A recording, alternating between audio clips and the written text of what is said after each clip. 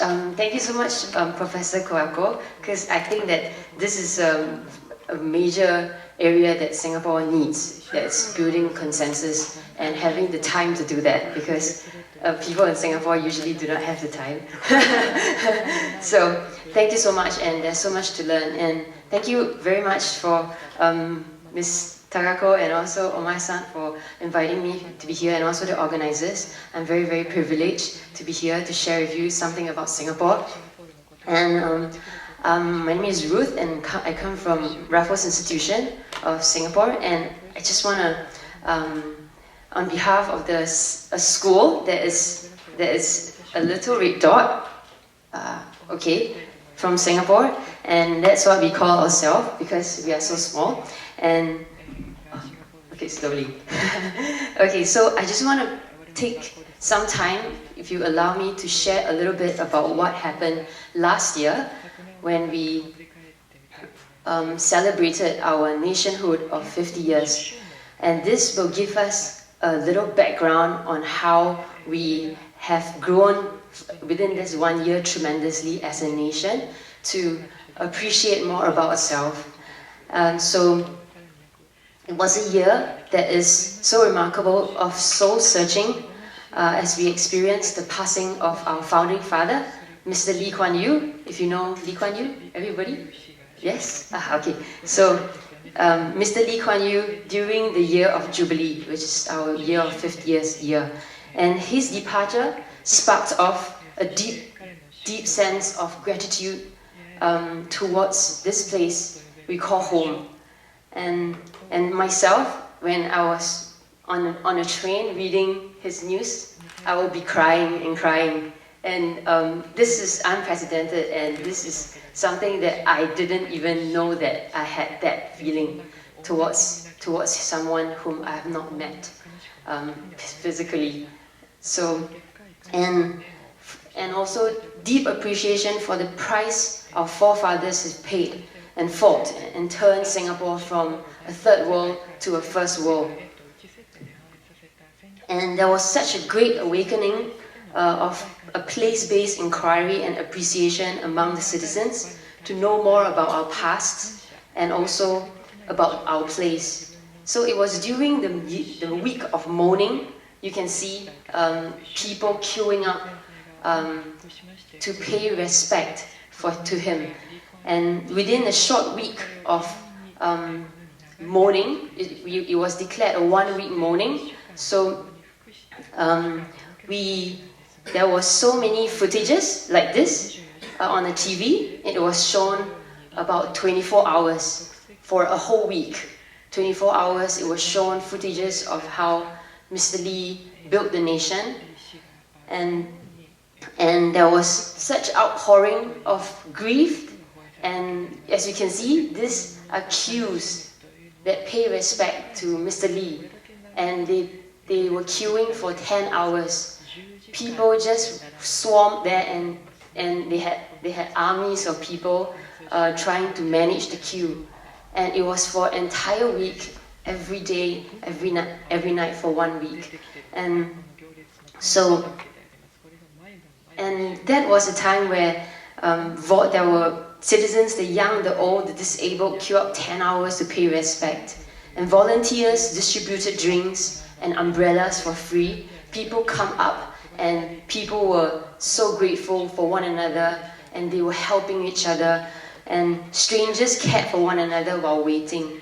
So, and people at that time, for 1 week, you saw people were selfless. People were looking out for one another, and people were so kind, and their kindness was unwavering. And that was really something that is very new to the nation.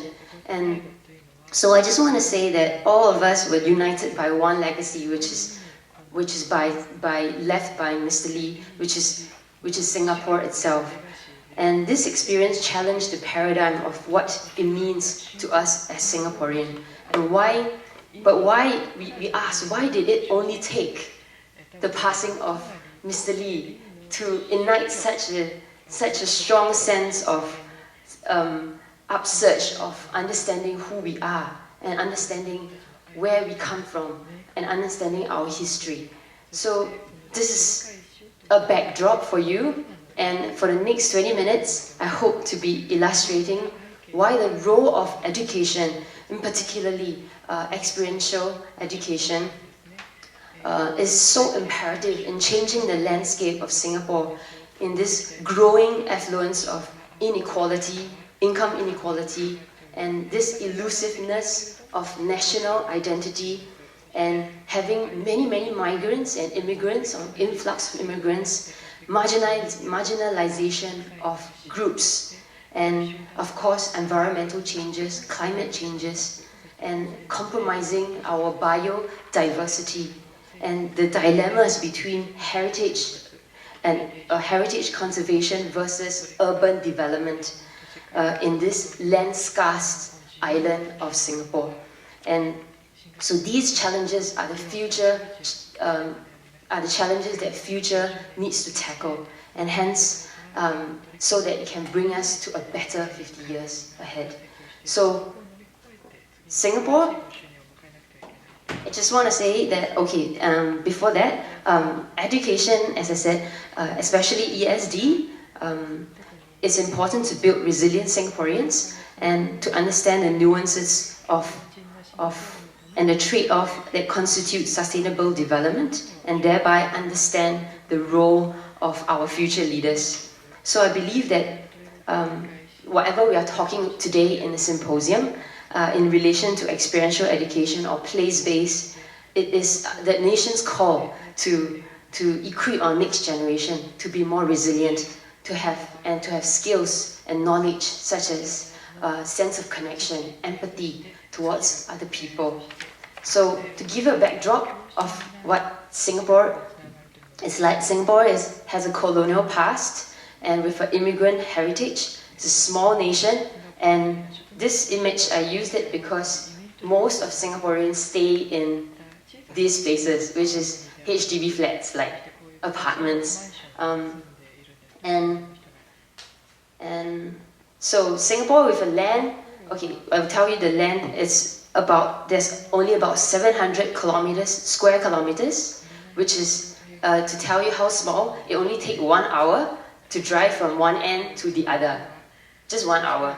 So if you take public transport, it will only take 1.5 hours.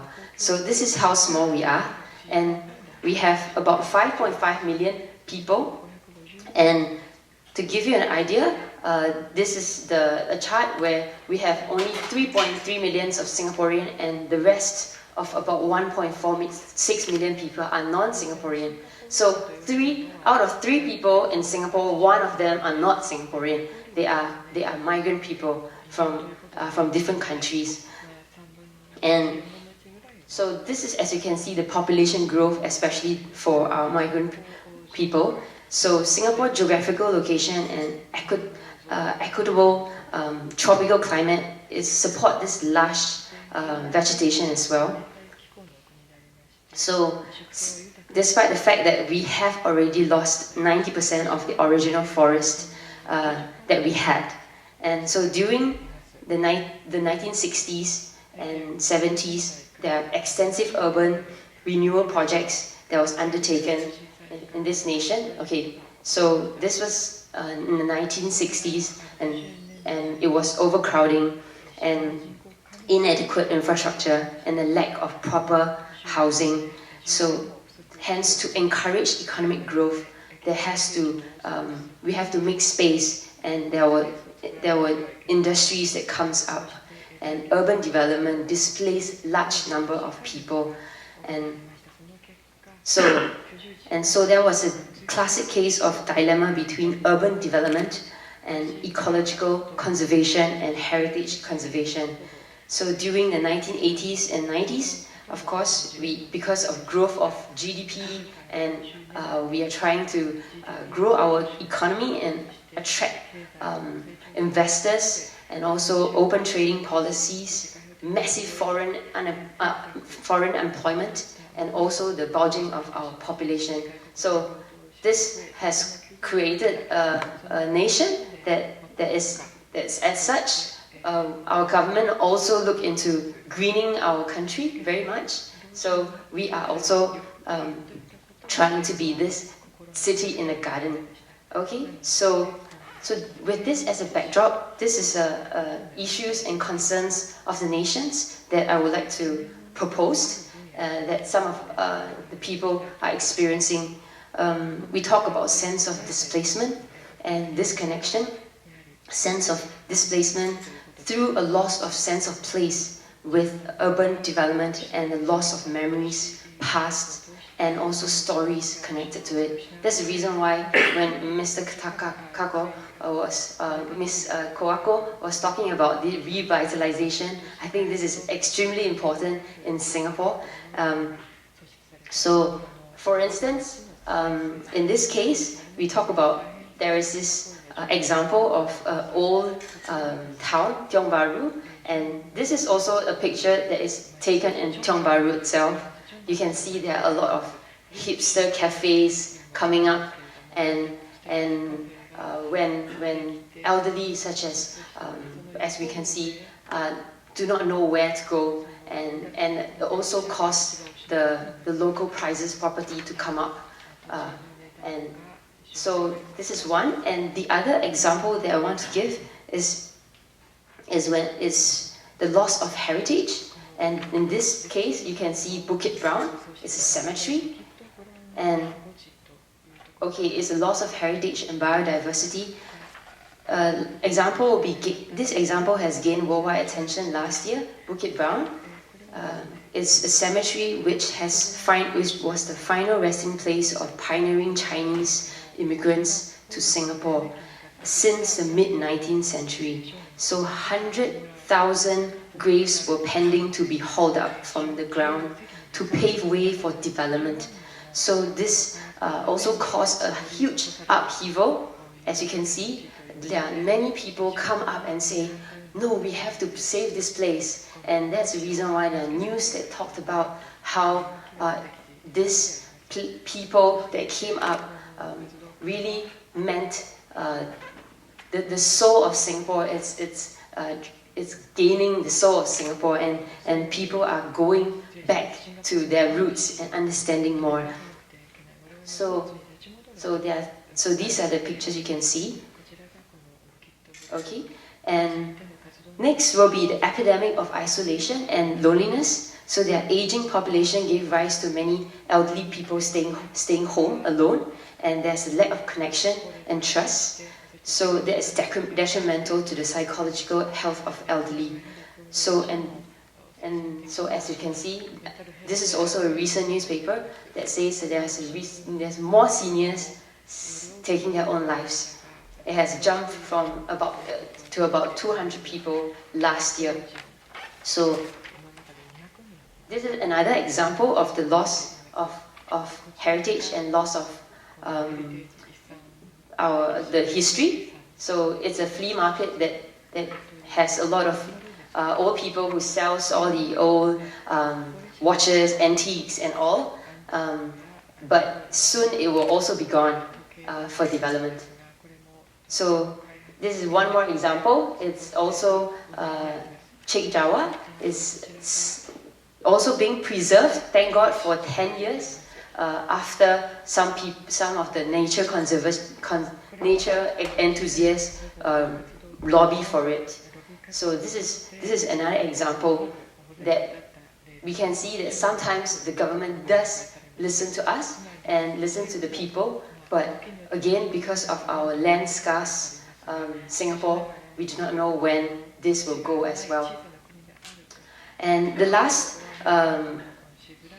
issue is what we say is debate on national identity. Because of the growing number of migrant people, there are issues of xenophobia. This is a protest that is done by the people in Singapore because of all the government policies that we have. And Singapore, they are trying to see that people, they want a Singapore for our Singaporean. So there are some issues of xenophobia. And so this is an example. As you can see, in a response to these issues and on the environment front, social front, Singapore strategic urban planning. So this is also the issue of xenophobia. So in all these issues that's coming, how do we address the concerns of a nation? So the Singapore has definitely been thinking about it and getting people in conversation, which we hope there will be more conversation. Singapore is trying very much to build a very biophilic, we call it, meaning they want people to get connected to the environment. So they built a lot of park connectors and also trying to make environment near to the people and near to communities. So these are examples of like the park connectors. 10 minutes, okay. So, and they are also trying very much to build on the kampong spirit, which is the community spirit of Singapore. And kampong means village, and it's a buzzword in the government policies right now. And kampong, which means village, it's also a spirit of mutual understanding, mutual consideration, and knowing that even preferences differ from households to households, and there is understanding and compromise. So this is something that the government is trying very best to do, to foster community spirit. So with the almost 10 minutes, I will just cover the role of Singapore role of education, and they also want this place, and I hope that it is also a place for place-based education, and also tell you a little bit about the outlook of experiential learning. So very quickly, the image of rugged society has been coined by Mr. Lee, and in the 1970s they used the hand campaign, and also these are early experiential education, and after that in the 90s people were being sent to Outward Bound Singapore to experience adventure and also create this more resilient young people. And of course, with all this stand on outdoor experiences, these experiences are very episodic, meaning once off and instead of continuous. And there are a lot of problem in terms of lack of training, in terms of outdoor educators, over-reliance of external vendors, and also to run the school program, and constant contests between the available time and demands of curriculum. It's the obstacles of experiential educators. So just to let you know that also because of this, there was a tragedy that happened last year. People who went to Kota Kinabalu for adventure. We had an earthquake that happened, and we lost all these children, and it has been a big blow in the adventure learning scene in Singapore. But however, Prime Minister Lee still says that adventure will go on, because this is how we build more resilient children. So with all this, as you can see, adventure learning will still go on despite that. So this is general outlook of what is it, and I'll just continue to go on. And this is just on the 19th of January, a few days ago, the Ministry of Education also say that we should foster love of learning and reduce the focus of exam. So let me just go through what we do in Raffles Institution very quickly. So this is what the principal said, that we need to be a social glue between the parts of community that has no contact with each other. So as students, we need to build that bridge. So in our Raffles Institution's place-based education, these are the things that we do that I hope to just give you an example as what we do in terms of research, heritage, and ecology, cycling, learning journeys, advocacy, and also service learning. So very quickly, this is one example of okay, we have 5 minutes. So, so this is an example of a project that students came together to dig out the history of where we are right now in Raffles Institution. It's called Bishan, and it's used to be a cemetery, so it becomes a residential area right now. And the students came together and dig the history and built a book, which I have some of the books over there that I can show you later. And they came together and put together this history and put up interview people, and they had exhibition that go around the schools and also the library, and they hope to build a stronger sense of identity in the Bishan residents, and 10,000 of such books were being printed. So ecological literacy. So what we do in the same spirit, learning through the landscapes, ecological point of view, students were researchers, authors, illustrators. So this is a nature journal that the student does. We use the mantra of looking longer, looking harder, and look closer, and how allowing them to give them time and space to explore the issues in a greater manner. Okay, so through harnessing curiosity, through questioning, critical inquiry, and also growing their own plants and herbs at the backyard. So they move towards moving into building books, as in they wrote books as well for children, and also to, in a process, cultivate values and connection to building to the next generation. And they also bring children to field trips and read books to them. So I also have copies of the books that the students has produced, which you can take a look later. So they built books that showcase the different nature reserve of Singapore, so that they allow and they synthesize it to the point where children can understand, and hoping that children will find that connection with that place. Okay, so, and we have another example, which is learning through landscape, is through cycling. We bring young people along the waterways of Singapore and understand and gain insight in the nature-urban tension of Singapore, appreciating how nature shares our lives and how development reshapes the land as well. So an example is how we can see that so how the government has changed a landscape as such from a very urban canal to a naturalized landscape. So we allow students to go around and understand that these are things that Singapore government has done, and allowing them to appreciate the land, appreciate what the government has done as well. So another example will be social advocacy, because we talked about the xenophobia sentiments that Singaporean has. So we got students to talk to migrant people along the streets and ask them for the day, and ask them what they like to do. So we put them up on blocks, and so that people can understand their stories. We build that connection and that empathy, that they are part of us. So this is another example. And the last one, okay, I have 1 minute, which is about time.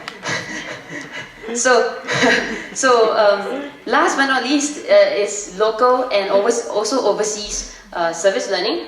So this is an example of we getting students to clean the houses of our local rented blocks, which is for the low-income families, and get them to also interview them, also to get the grants from government to build things like elderly-friendly bars for them. So these are things that the children can do, because they can clean the house for the people, and they talk to them and get their stories and listen to them.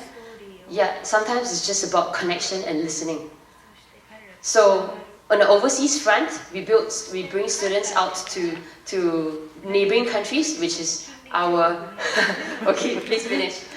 Okay, our Indonesia, especially Indonesia, because it's very near, and this is where they will do interviews, and also they build partnerships. They are the one being empowered to go there for recce, and then they will come back, and then they will build their own project and do their own fundraising, and they do the work together with them. So with all this, as I said, I bought some books that you can view, and also I brought the journal as well of the students. So if you're interested, you can come over and take a look. And so I started off with Mr. Lee Kuan Yew's story, and I want to leave you with this quote by him that will continue, and I hope that will inspire us in the area of education, that truly nation is not determined by its size, but its cohesion, its stamina, its discipline of its people, and of course all of us are trying to do to increase the quality of our future leaders, so that we can live a better life and also a better place where we are. Thank you so much. That's all I have for you. Thank you.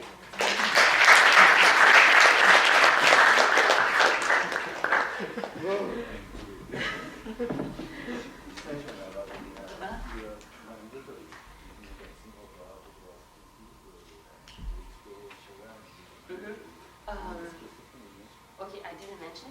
Do you want me to mention? Oh. So, Mr. Omai-san was asking whether or not in school is mandatory. Okay, so in our school, we do some cohort-based, one very basic level of outdoor adventure, where we bring students to connect with one another, because we find it's so difficult that they learn to connect one another. So we use the landscape of outdoor, cause them to help each other, talk to each other, and as not so much of adventure learning, but more of understanding one another in the landscape of outdoor. And for a higher level, or rather people, the high school, we will select people for adventure learning in that sense, and towards leadership development. So in fact, they opt in these programs. Yeah, so I hope that clarifies. Okay, thank you.